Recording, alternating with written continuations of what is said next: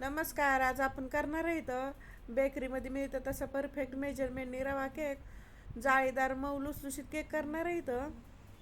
की छान असं केक तयार होत आहे. रेसिपीला सुरुवात करू. मोजून घेण्यासाठी वाटी किंवा कप कोणतं एक मेजरमेंटसाठी ठेवायचं. एक वाटी घेतलेली मी, एक वाटी रवा टाकायचा. ज्या वाटीनं रवा घेतला त्याच वाटीनं अर्धी वाटी साखर टाकायची आणि मिक्सरमधनं फिरून घ्यायचं आहे. 2 ते 3 वेळेस फिरलं किंवा बारीक असं होतं आहे. आणि हलका रवा ठेवायचं, जास्तही ठेवायचं. आणि रवा तुम्ही जाड घ्या किंवा बारीक घ्या, कोणता घेतं चालतं, कारण आपल्या मिक्सरमधनं फिरून घ्यायचं त्याला.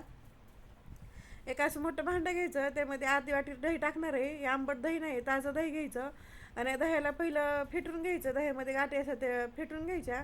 ते फेटून झालं की त्यामध्ये हे आपलं खाण्याचं तेल टाकून घेतलेलं आहे अर्धी वाटी. कोणताही तेल टाकतं चालतं, फक्त वासात तेल टाकायचं नाही. ते तेल टाकलं की ते एकदा मिक्स करून घ्यायचं. दही तेल चांगलं मिक्स करून घ्यायचं एकदा फेटून. ते फेटून झालं की त्यामध्ये अर्धी वाटी दूध टाकणार आहे. गरम करून थंड करून घेतलेलं दूध आहे, गरम दूध घ्यायचं नाही. आणि दही पण घेताना थंड घ्यायचं नाही, लो टेम्परेचरचं दही घ्यायचं.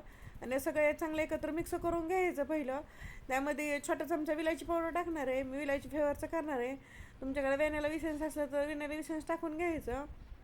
हे सगळं चांगलं मिक्स करून घ्यायचं. सगळं चांगलं मिक्स करून घेतलं की जे आपण रवा आणि साखर जे मिक्सरमधनं फिरून घेतलं ते टाकून घ्यायचं. ते टाकलं की सगळं चांगलं मिक्स करून घ्यायचं.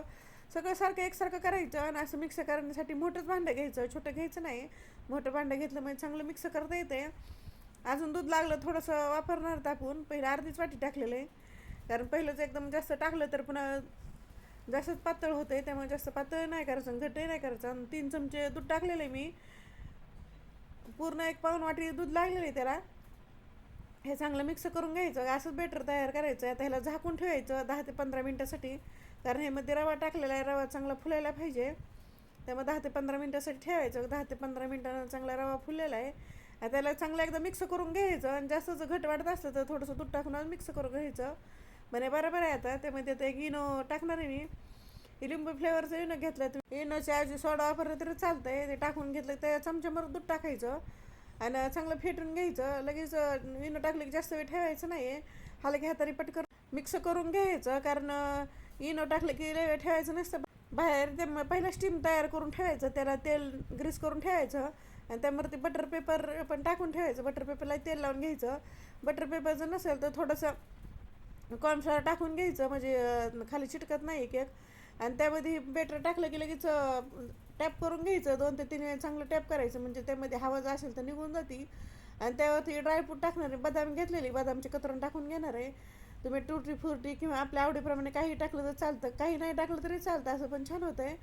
आणि 10 मिनटासाठी पहिली कढई प्रीहीट करायसाठी ठेवलेली. कढई प्रीहीट झाली की त्यामध्ये खाली स्टँड किंवा एखादी प्लेट ठेवायची. आणि त्यावरती टीम ठेवायचं आणि लगेच झाकण ठेवायचं, उघडं ठेवायचं नाही. 35 मिनटापर्यंत ठेवायचं एकदम लो गॅसवरती. 35 मिनटानंतर केक झालेला आहे. आता त्यात टूथपीक टाकून बघायची. टूथपीक टाकली ना, अशी क्लीन जर आली तर केक तयार आहे म्हणायचं. बघा क्लीन निघली आहे टूथपीक. आणि केक थंड होण्यासाठी ठेवायचं. लगेच गरम काढायचं नाही, गरम जर काढला तर तुटतंय. आणि हलकं थंड झालं की लगेच साईडच्या कडा ढिल्या करून घ्यायच्या अशा चाकूनं. सगळीकडून ढिल्लं करून घ्यायचं, म्हणजे केक असं पटकन निघत आहे. चौकून ढिल्लं करून झालं की वरनं त्यावरती एक प्लेट ठेवायची.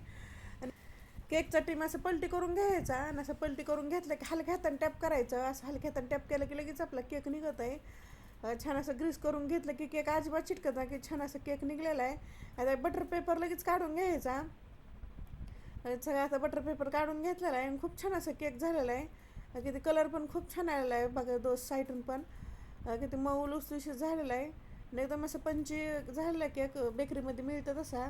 आता केकला कट करून घेऊ. आपल्याला जसं पाहिजे तसे पीस करायचे, जे असं कट करून घ्यायचं लहान मोठे जसे पाहिजे. आतनं पण किती छान झालं, जाळी पण खूप छान अशी आलेली. आपण जेवढं दाबता तेवढा केक जसा होता तसाच होतं आहे. मग ते बरोबर चांगला फुगलेला आहे म्हणायचं. आणि परफेक्ट मेजरमेंटने केलं की छान असं केक झालेला आहे. हे माझी रेसिपी कशी वाटली कमेंटमध्ये नक्की सांगा. लाईक करा, शेअर करा. आणि चॅनल नवीन असं सबस्क्राईब करा आणि बेल आयकॉन दाबायला विसरू नका.